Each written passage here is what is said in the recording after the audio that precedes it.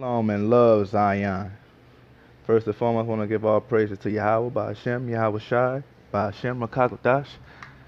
Again, I want to give all praises to Yahweh, by Hashem, Yahweh Shai, by Hashem, Makakodash. Double honors to the apostles, elders of great millstones for pushing this truth. Also, I would like to say hopefully that the elect find this edifying, find this truth well, and hopefully apply to your everyday life. And to everyone out there, that's the Akwafiums, and everyone out there, hopefully to you guys, I say to you, Shalom. I want to go ahead and get started, and I want to get into talking about the Order of Melchizedek. Melchizedek, I don't want to pronounce it wrong, but I believe it's pronounced Melchizedek. And I want to go ahead and preach or explain why that order is important when we in this truth, when we walking to follow the right path of Yahweh Bashem Yahweh Shai, right? So I'm gonna go ahead and get a couple precepts. Go ahead and see if I can find some. Let's see.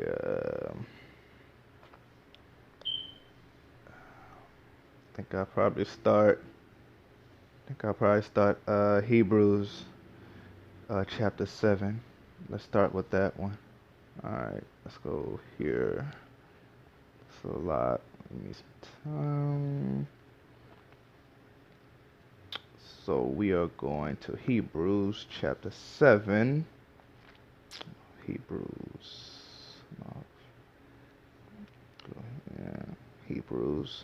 chapter 7. So we're gonna read Hebrews chapter 7, verse 1 and 3. And it says, "For this Melchizedek, king of Salem, priest of the Most High God," which in other words, Yahweh, who met Abraham returning from the slaughter of kings and blessed him. So this Melchizedek, this is king of Salem, the priest of the Most High Yah, right? And it said, who met Abraham returning from the slaughter of the kings and blessed him, right? So I want to go ahead and touch on that when we said that Abraham returning from the slaughter of kings, right? It kind of touched in from to today's society, actually, except this time the one who's going to well, the story I'm going to break into is going to be Yahweh Shai. It'll start to make sense, right? So Abraham and his cousin Lot, they had a lot of land. They're doing big things, right? I mean, both of them had a great amount of land. It's a lot of land that they owned together, and both of them couldn't stay in the same city per se, because both of them, that's great and powerful that Abraham and Lot was. And these were two righteous men. They were cousins. So they had a divide in some cases. Abraham actually gave Lot to make the decision on whether if he wanted to stay and leave, and Abraham was going to be willing to whatever decision Lot made, he was going to do. So Lot actually made a decision that he would depart. So when he departed, the father brought him to the city, which is known as Sodom and Gomorrah, right? So I'm pretty sure a lot of you that's in this truth, you probably know the story of Sodom and Gomorrah. This is why it kind of intertwined with each other, right? So when Lot went to this, and his family went to Sodom and Gomorrah to separate from Abraham. King Sodom and Gomorrah, the whole city was doing defile things. They were trying to pretty much have intercourse with other men. So they were men on men.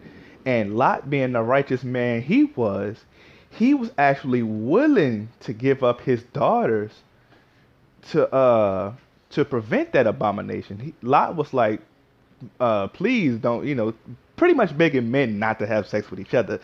Pretty much giving his daughters that I will give you my daughters to stop the abomination. That's how righteous Lot was, right? So that was once they found out about those defiled things, the father ordered Abraham to go get his cousin out of Sodom and Gomorrah, and that's what it said. The slaughter of kings, with the kings were Sodom and Gomorrah. Those were the kings that Abraham and his men slaughtered. For the defiledness that were going on. Pretty much that's what's going to happen in America. For all of the foul things that America has done to not only to the children of Israel, but also to just the world in general, how defiled the earth is. So it's pretty much gonna be that same way, just like in the Old Testament, right? When Abraham slaughtered Sodom and Gomorrah and all his men and everything like that, and got Lot out of Sodom and Gomorrah city, it's gonna be pretty much the same thing in today's society, except Yahushua is coming to do the slaughtering, and he's gonna get his children and his small remnant out of this hellhole, man. So that's what we're waiting for. That's the Order of Melchizedek is. I'm gonna get more into it, but that's just a small portion of why the Order of Melchizedek is so important that we should follow while we're in this truth, right? So I'm gonna go ahead and jump down to Hebrew chapter 7, verse 2. To whom also Abraham gave a tenth part of all, first being by interpretation king of righteousness, right? So saying that the Order of Melchizedek was the king of righteousness, right? That's the order that the Most High Yah uh, represents. The Order of Melchizedek represents the Most High Yah, because it even says that he's the priest of the Most High Yah, right? Well, they say God, but it says the Most High Power, and which God means power, right? But I call him the Most High Yah. But he says he's the priest of the Most High Yah in Hebrew chapter 7, verse 1. And this is how righteous and this is how great the man was, that it says, to whom also Abraham gave a tenth part of all. So when Abraham slaughtered Sodom and Gomorrah people, they took all their goods, and he gave tenth part of that to the king of Salem, Melchizedek, right? So then it says, and after that also the king of Salem, which is the king of peace, right? So the Melchizedek, the king of peace, he was the king of righteousness, right? And then let's go on, jump down to verse 3, right? It says, without father, without mother, without descent, having neither beginning of days nor end of life, but made like unto the Son of the Most High Yah, or it says God, which is power, abided a priest continually. So abided a priest continuously. So which pretty much what the Most High is saying is that order of Melchizedek still follow through the Son of course, the Son of God, which is the Son of Power, which is Yahushua, right? He followed that order of Melchizedek. That's why it's so important to mention that the order of Melchizedek is important, because Yahushua follows that order, right? So realize there were two kings of peace, two kings of righteousness, right? Because it says here, it says, without father, without mother, without descent, having neither beginning of days nor end of life, but made like unto the Son of Power, abided a priest continually. So he's pretty much saying that the order of Melchizedek is then, and the order of Melchizedek through the power of Yahushua is now, right? So that's the order that we have to follow while we're in this truth, right? So I'm gonna go ahead and I want to show y'all the verses where so y'all can see for yourselves. I believe it's Genesis chapter 14, where it explains that the slaughter that Abraham did to get Lot out of Sodom and Gomorrah. Let me see if I can find that. Let's see. I think it's 14, and let me see. Which one was it?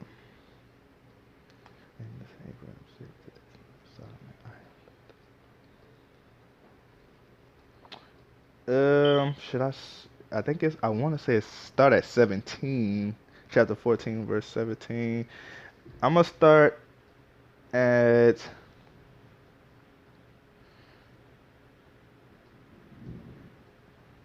Salakia. Okay, I'm gonna start at 17, right? Okay, so I'm gonna start at 17. So Genesis chapter 14, verse 17, right? So I'm gonna start right there. And the king of Sodom went out to meet him after his return from the slaughter. And the king, as it would say, and the king of Sodom went out to meet him after his return from the slaughter of uh, Salaki, if I pronounce this wrong,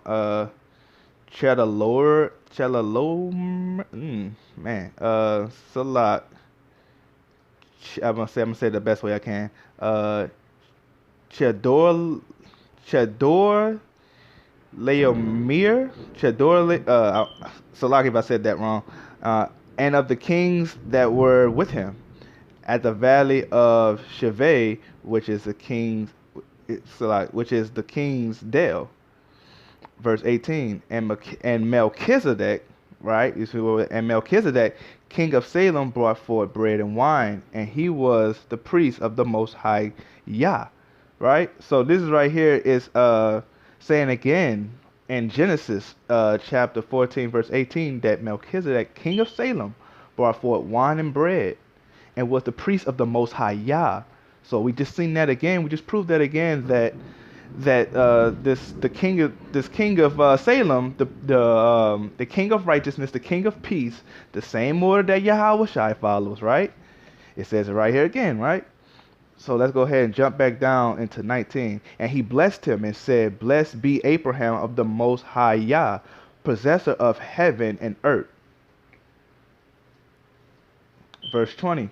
And blessed be the Most High Yah, which hath delivered thine enemies into thy hand.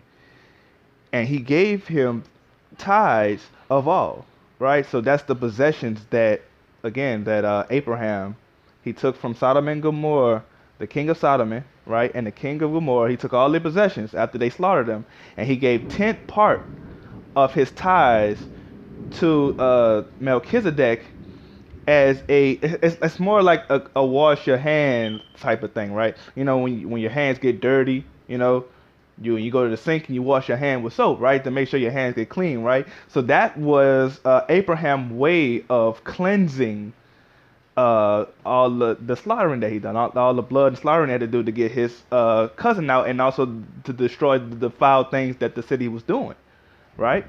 All like I say, anything that the Most High Yah, Yahweh Bashem Yahweh Shai does, he does it accordingly to his commandments. He doesn't just slaughter because because you said the wrong thing or maybe cussing or anything like that. He judged you accordingly, right?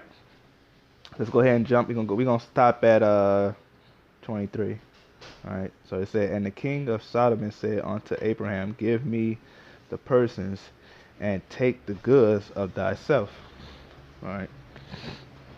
So that's what it says right there, that Abraham took the goods. The king of Sodom said unto Abraham, give me the person and take the goods of thyself. That's pretty much Sodom surrendering, pretty much. All right. And chapter 22, Abraham said to the king of Sodom, and I have lifted up my hand unto the Lord, the Most High Yah, the possessor of earth, heaven and earth. Verse 23, that I will not take from a thread even a shoelace, and that I will not take anything that is thine, lest thou shouldest say, I have made Abraham rich. So the order of Melchizedek is important because, like I said, he was a king of peace, the king of righteous. Okay, pretty much Yahweh Shai had to fulfill 300 prophecies in order to take on that same name, just to prove that he was Yahweh Shai. So pretty much Yahweh Shai pretty much earned it. He earned that right to be called King of Peace because he followed that same order of Melchizedek, and that's why it's important for everybody to follow that law. So let me go back and read. I want to break that verse down. And Abraham said, sorry, we'll go to 21. We go to 21. And the king of Sodom said unto Abraham, give me the persons and take the goods to thyself. All right. So those goods was Solomon's his possessions, right? And those possessions that he took, he gave 10th part of that to the priest of the Most High Yah, King Melchizedek, right? So that's the order that we should follow when we walking in this truth, right? So I just want to go ahead and touch on that. I want to go ahead and say Barakatah Yahweh, Barakatah Yahweh Shai, Ba'ashem, Kagodash. Hopefully everybody's doing out there well. Hopefully everybody's out there safe. Hope everyone's doing good. Hope everyone found this edifying. Hopefully found the truth. Also, if you got any questions, go in the comment section below. Anything I may have said incorrect, please be my guest and tell me any information I may have said. Maybe I said a couple things wrong. I know I said some names I probably said wrong, but I kind of just want to touch in why the Order of Melchizedek was so important in this truth when we walk in this path, you know. So we'll go ahead and say shalom to the people. Peace and blessing to everyone. Shalom.